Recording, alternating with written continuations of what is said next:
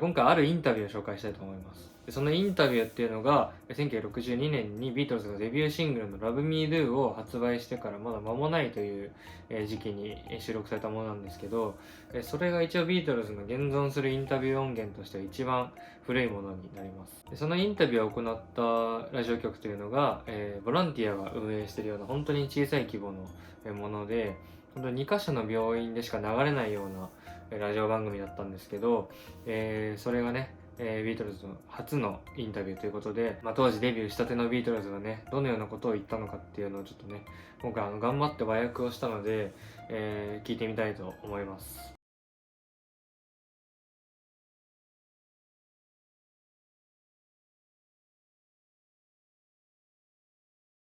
Well, it's a very great pleasure for us this evening to say hello to an up-and-coming Merseyside group, the Beatles. And I know their names, and I'm going to try and put faces to them. Now, you're John Lennon, aren't you? Yes, that's right. What do you do in the group, John? I play harmonica, rhythm, guitar, and vocal. That's what they call it. Harmonica, rhythm, guitar, and vocal. Then there's Paul McCartney, that's you. That's me, yeah. And what do you do?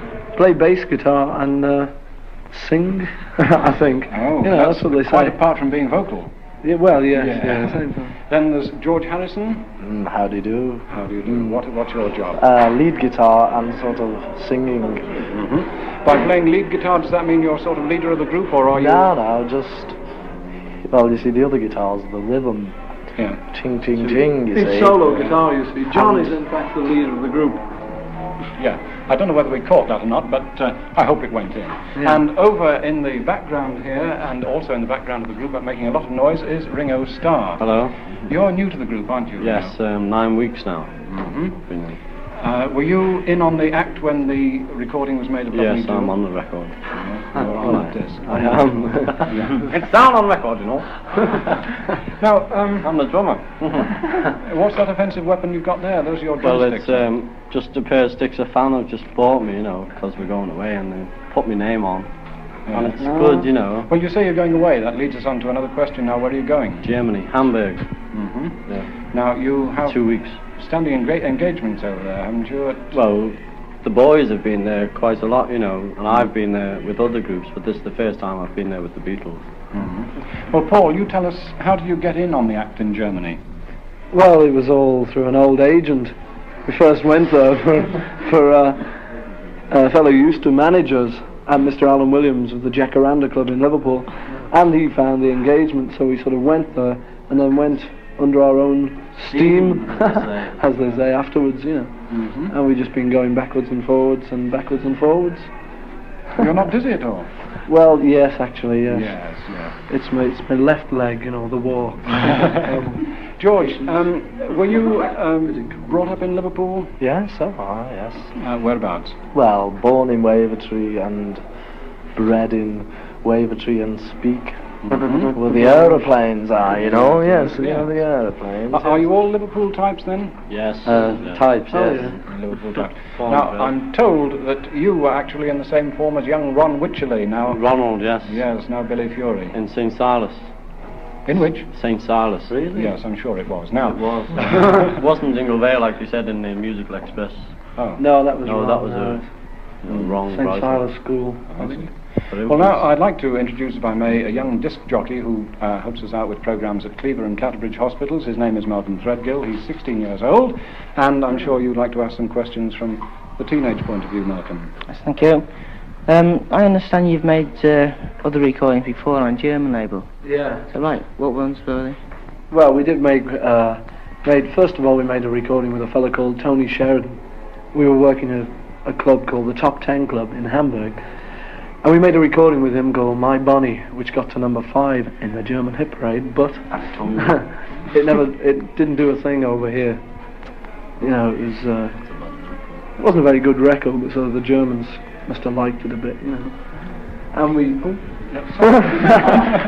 begging your pardon, and we did an instrumental which was released in France on an on an EP of Tony Sheridan's, which George and John wrote themselves. But that wasn't released here. We've got one copy, that's all. You know, it didn't do anything. You composed P.S. I Love You and Love Me Do yourself, didn't you? Yeah. Who does the composing Well, between you? it's John and I, we write, sort of the songs between us. It's, we've sort of signed contracts and things to say that if we sort of equal shares and royalties and things, so that really we just both write most of the stuff. George did write this instrumental, as we say, but mainly it's John and I.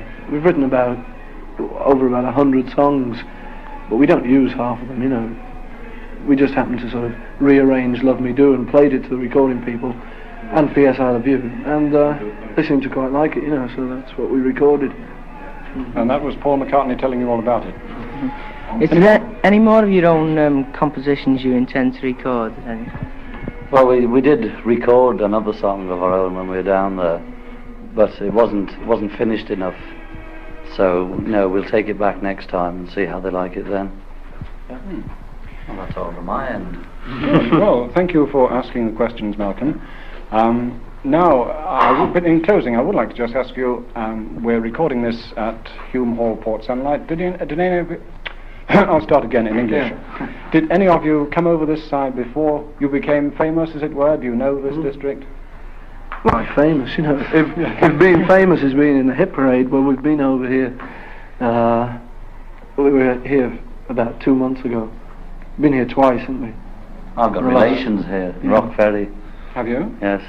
Oh, all sides of the water, Yeah, I've got a relation in Clawton Village. Yes. Upton Road. I was a friend in Birkenhead. I wish I had. I know a man in Chester. Now that's a very dangerous thing to say. There's a mental home there, mate. Well, never mind. Peter Smethurst is here as well. I'll get my right teeth in. Yeah, okay. And he looks as though he's bursting to say a question. Yeah, well, it's just one question I'd like to ask you. I'm sure it's the question everyone's asking there. I'd like your impressions on first appearance on television. Well, strangely enough, we thought we were going to be dead nervous, and everyone said, you suddenly, when you see the cameras, you realise that there are 2 million people watching, because there were 2 million watching that, people in places that we heard afterwards. But, strangely enough, it didn't come to us. We didn't think at all about that, and it was much easier doing the television than it was doing the radio. It's still nerve-wracking, but it was a little bit easier than doing radio, because there was a full audience for the radio broadcast. Do you find it nerve-wracking doing this now? Yeah. Anyway, we hope we've got a full audience in both hospitals, Clatterbridge and Cleaver. And over at Cleaver Hospital, a certain record on Parlophone, the top side has been requested for Eileen in Robert Koch ward from Maddie, and strangely enough for Maddie from Eileen in the same ward. So perhaps the Beatles themselves would like to tell them what it's going to be. Yeah, well, I think it's going to be Love Me Do. 4949. Yeah, Love Me Do. Buy it, folks. And I'm sure from them the answer is P.S. I love you. Yeah.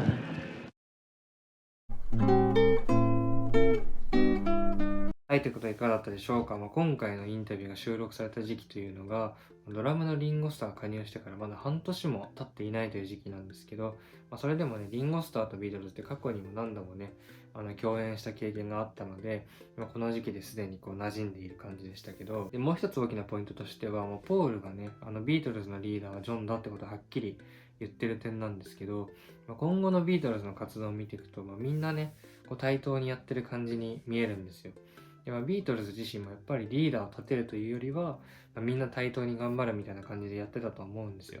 なんで、この時期ね、ポールがはっきりとリーダーはジョンだっていうのは、本当に初期の特徴だなっていうふうに思います。それからやっぱりポールがインタビューになると口数が多くなるっていうのは、この時期から変わんなかったんだなって、思いますね。やっぱり今後の、ビートルズのね、インタビューずっと見ていくと、誰かが言ったことを補足したりとか、詳しく説明したりとかっていうのをみんなポールがやってるんですよ。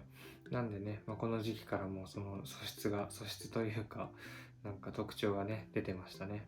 最後一つ思ったのが、やっぱりこの時期ってまだアルバムを出してなければ、ヒットチャートで1位を取ったような曲も1曲もないわけですよね。